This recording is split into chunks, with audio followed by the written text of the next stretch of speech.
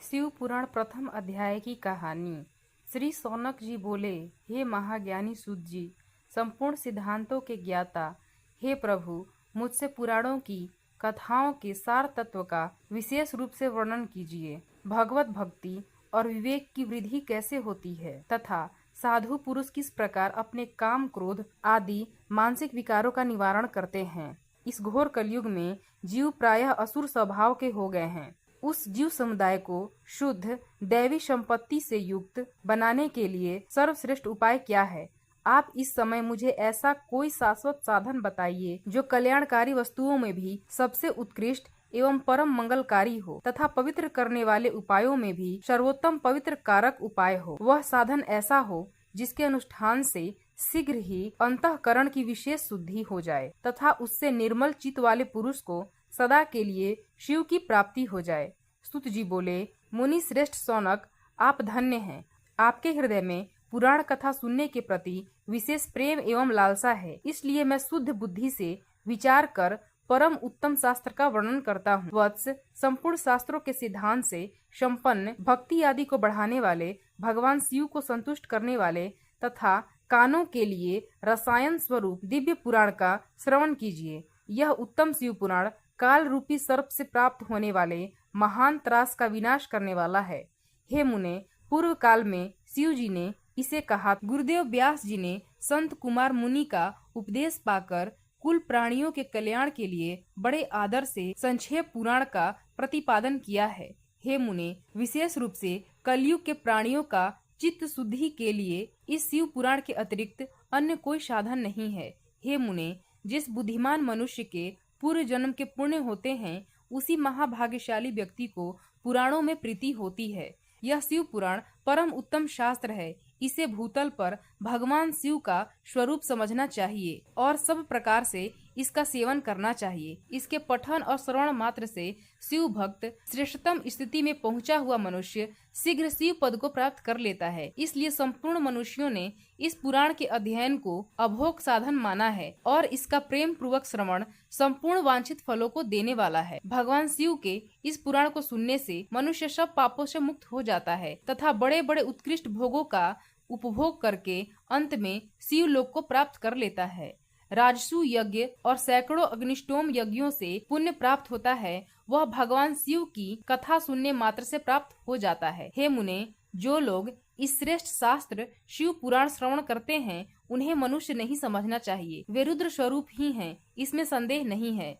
इस पुराण का श्रवण और कीर्तन करने वाले के चरण कमल की धूलि को मुनिगण तीर्थ ही समझते हैं। जो प्राणी परम पद को प्राप्त करना चाहते हैं, उन्हें सदा भक्ति पूर्वक इस निर्मल शिव पुराण का श्रवण करना चाहिए। हे मुनि श्रेष्ठ, यदि मनुष्य सदा इसे सुनने में समर्थ न हो तो उसे प्रतिदिन स्थिर चित्त से एक मुहूर्त भी इसको सुनना चाहिए। हे मुने, यदि मनुष्य प्रतिदिन सुनने में अशक्त हो तो उसे किसी पवित्र महीने में इस शिव पुराण का श्रवण करना चाहिए। जो लोग एक मुहूर्त, उसका आधा, उसका भी आधा अथवा क्षण मात्र भी इस पुराण का श्रवण करते हैं, उनकी दुर्गति नहीं होती है। हे मुनीश्वर, जो पुरुष इस शिव पुराण की कथा को सुनता है, वह सुनने वाला पुरुष कर्म रूपी महावन को जलाकर संसार के पार हो जाता है।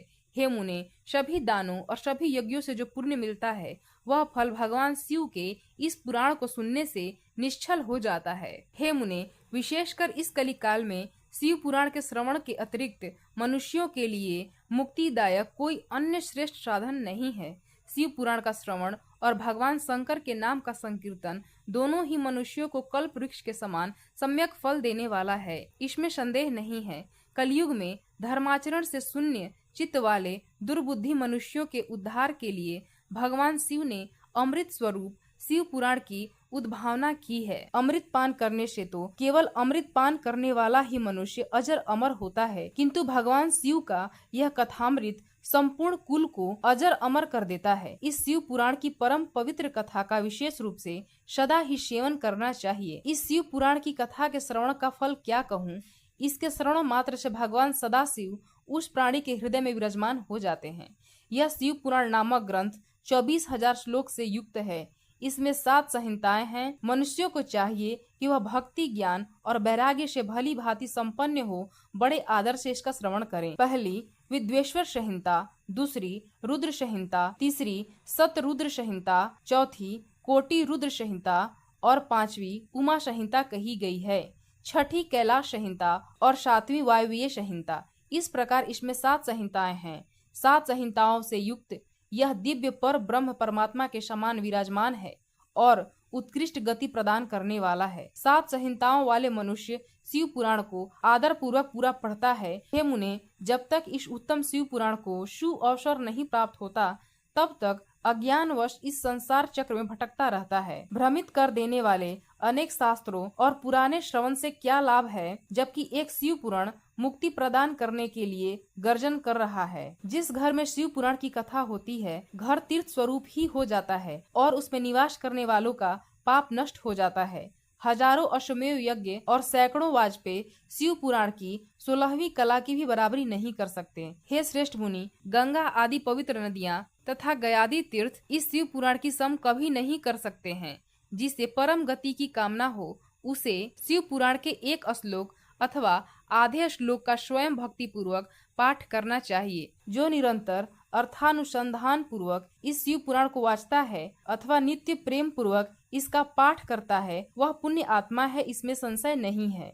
जो उत्तम बुद्धि वाला पुरुष अंत काल में भक्ति पूर्वक इस पुराण को सुनता है, उस पर भगवान महेश्वर अत्यंत प्रसन्न होते हैं, उसे अपना धाम प्रदान करते हैं। जो प्रतिदिन आदर पूर्वक इस शिव पुराण का श्रवण करता है, वह इस संसार में संपूर्ण भोगों को भोग कर अंत में भगवान शिव के पद को प्राप्त कर लेता है। जो प्रतिदिन आलस्य रहित रेशमी वस्त्र आदि के वेष्टन से इस शिव पुराण का सत्कार करता है, वह सदा सुखी होता है। यह शिव पुराण निर्मल तथा शैवों का सर्वस्व है। इस लोक और परलोक में सुख चाहने वाले को आदर के साथ प्रयत्न पूर्वक इसका सेवन करना चाहिए। यह निर्मल एवं उत्तम शिव पुराण धर्म, अर्थ, काम और मोक्ष रूप चारों पुरुषार्थों को देने वाला है।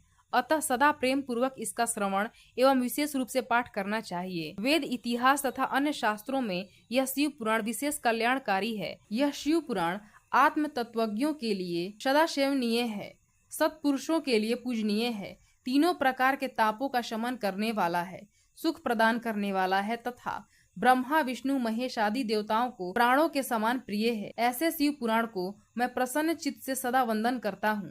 भगवान शंकर मुझ पर प्रसन्न हों और अपने चरण कमलों की भक्ति मुझे प्रदान करें।